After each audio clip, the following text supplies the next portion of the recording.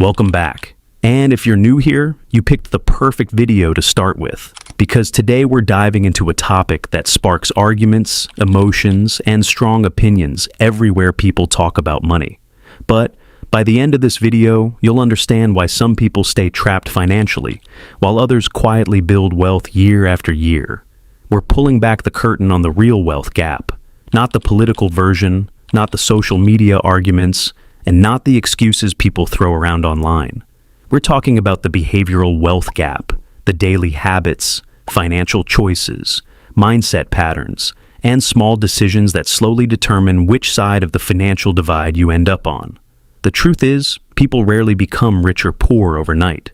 It happens through repeated behaviors: how you spend your money, how you use your time, how you react to opportunities, and whether you choose discipline or comfort every single day.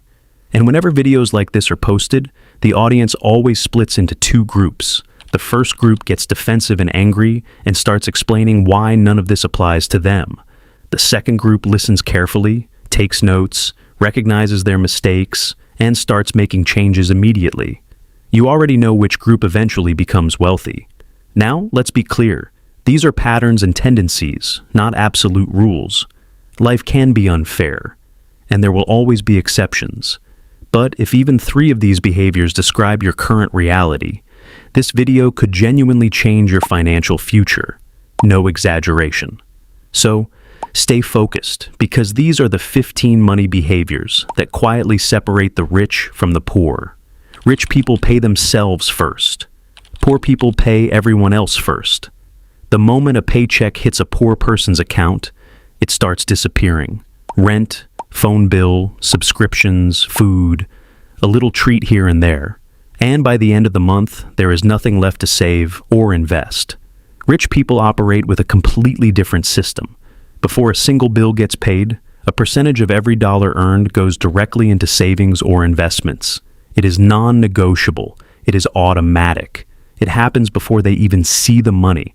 The psychological shift here is massive. Paying yourself first forces you to live on what remains. And over time, what remains is plenty. Most poor people plan to save whatever is left over. There is never anything left over. Financial advisors have been saying this for decades, and yet the majority of people still do it backwards. The habit of paying yourself first is so powerful that even saving just 10% of your income consistently from your 20s can produce life-changing results by the time you hit 50. The math is not complicated. The discipline is the hard part. Rich people invest in assets. Poor people collect liabilities. Here is a simple test. Look around your home right now. Everything you own, is it putting money into your pocket or taking money out?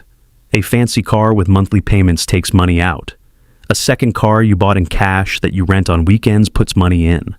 A designer outfit depreciates the second you leave the store.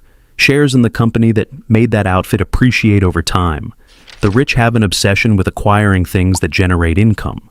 The poor have an obsession with acquiring things that signal income. The gap between those two obsessions is exactly where the wealth gap is born. Robert Kiyosaki made this concept famous in Rich Dad, Poor Dad, and it remains one of the most misunderstood ideas in personal finance. People spend their entire working lives buying liabilities.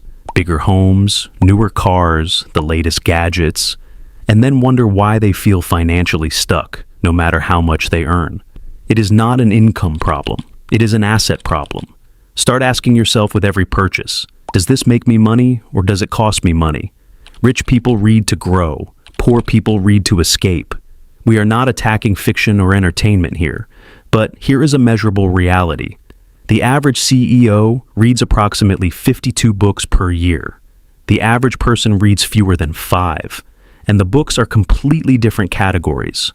High earners are consuming material on investing, psychology, leadership, history, and business. The average person, when they do read, tends towards celebrity memoirs, romance novels, or whatever is trending on social media. Books are the most affordable mentorship on the planet. For the price of a fast food meal, you can spend 6 hours inside the mind of someone who built a billion-dollar company. Most people rarely take that trade. Think about what that compounds to over 10 years. If you read just one business or self-development book per month, you will have consumed 120 books in a decade, the equivalent of a world-class education that no university offers. Bill Gates takes 2 dedicated reading weeks per year, where he does nothing but read and think. Warren Buffett estimates he spends 80% of his day reading. These are not coincidences. Knowledge is the foundation that every great financial decision is built on. Rich people have multiple income streams. Poor people depend on one. Ask the average person where their money comes from, and they will name one source: their job. Ask a wealthy person the same question, and they will need a few seconds to count. Dividends, rental income, a side business, royalties, interest. The rich deliberately engineer their financial life so that no single source of income can destroy them. The poor place all of their financial security into one pair of hands, an employer who can let them go without a moment's notice. Building a second income stream is not easy, but it is far safer than the illusion of security that comes from depending on a single paycheck your entire life. Research consistently shows that millionaires have an average of 7 income streams. 7. That does not mean you need to build 7 businesses overnight. It means you should be working toward your second source of income right now, even if it only generates a small amount at first. A side hustle, a rental property, dividend-paying stocks, a skill you can freelance. Any of these can be the beginning of financial independence. The goal is to reach a point where losing your job would be an inconvenience, not a catastrophe. Rich people think long-term. Poor people think about this weekend. This is one of the most significant behavioral differences on this entire list. Wealthy people are consistently willing to sacrifice short-term comfort for long-term gain. They skip the vacation this year to fund the investment that pays for 20 vacations 5 years from now. Poor people, on average, have a much shorter time horizon. The purchase that feels good today consistently beats the plan that pays off in 3 years. Psychologists call this delayed gratification. Studies going back decades, including the famous Stanford marshmallow experiment, show that the ability to delay gratification is one of the strongest predictors of long-term success. It is a skill, and it can be trained. But most people never start.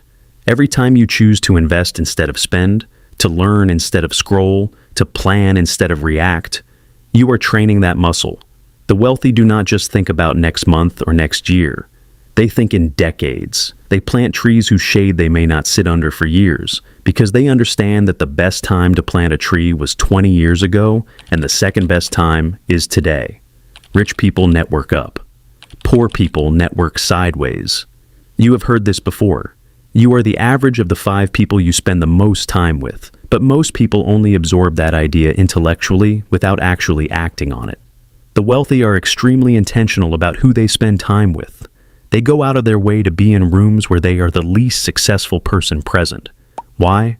Because it raises their standard for what is possible.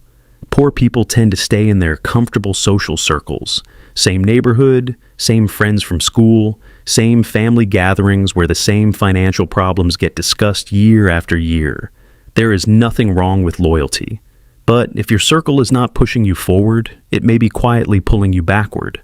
Opportunities do not come from job boards as often as people think. They come from conversations, introductions, and relationships. The right mentor can save you 10 years of trial and error. The right business partner can open doors that would take you a decade to reach alone. Investing in relationships with people who are further ahead than you is one of the highest return investments you will ever make. Rich people see money as a tool. Poor people see money as a goal. This sounds like a small distinction. It is actually enormous. When money is your goal, your entire psychology around it is scarcity-driven. You hoard it, you fear losing it. When money is a tool, your psychology shifts completely. You ask different questions. What can I build with this? Where can I deploy this to generate more? How can I use this to create value for other people? The wealthiest individuals on the planet are not motivated by money itself. They are motivated by problems to solve, companies to build, and legacies to leave. The money follows the value. Poor people spend their lives chasing money. Rich people focus on creating value and let money chase them. This shift in thinking also removes a lot of the fear and anxiety that surrounds financial decisions. When money is a tool, losing some of it in a bad investment is a lesson, not a tragedy. When money is your goal, every financial loss feels personal. Change your relationship with money and you change everything. Rich people learn from failure. Poor people are destroyed by it. Every successful entrepreneur has a graveyard of failed businesses, bad investments, and embarrassing mistakes. The difference is what they did next. Rich people treat failure as data. It tells them what does not work so they can get closer to what does. Poor people treat failure as identity. One failed business becomes the reason they never try again. One bad investment becomes a life sentence of financial caution. The wealth gap is not built on success alone. It is built on the willingness to fail, recover, and try again faster and smarter than the last time. Your setbacks are not stop signs. They are instructions. Some of the most successful companies in the world were built on the ashes of previous failures. Steve Jobs was fired from Apple before he came back and made it the most valuable company on earth. Henry Ford went bankrupt twice before the Ford Motor Company succeeded. The pattern is consistent across history. The people who win are simply the ones who refuse to let failure be the final word. Rich people control their spending.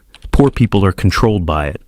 There is a phenomenon that financial experts call lifestyle inflation.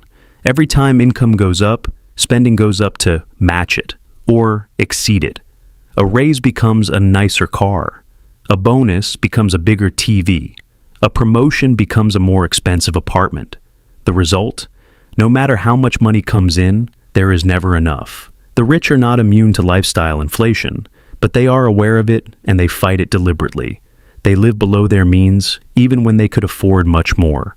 Warren Buffett famously still lives in the same house he bought in 1958. This is not about being cheap. It is about being free. There is a powerful exercise that wealthy people practice called a spending audit, going through every single expense and asking, does this add genuine value to my life, or am I just used to paying for it? Most people who do this honestly are shocked by how much money they are leaking every month on things they barely use or notice. Control your spending before your spending controls you. There you have it. 15 money behaviors that separate the rich from the poor. Now, here is the part that actually matters. Action. Pick one behavior from this list, just one, that you recognize in yourself. And this week, start changing it. Not next month. Not when the time feels right. This week. The wealth gap is not just built by the economy. It is built decision by decision, habit by habit, day by day. And that means it can be closed the exact same way. Small changes, made consistently over time, produce results that look like miracles from the outside. But from the inside, they are just the result of showing up every day and choosing differently than you did yesterday. If this video gave you something to think about, share it with someone who needs to hear it. Drop in the comments which of these 15 behaviors you are committing to change first. We read every single one, and we will see you in the next video.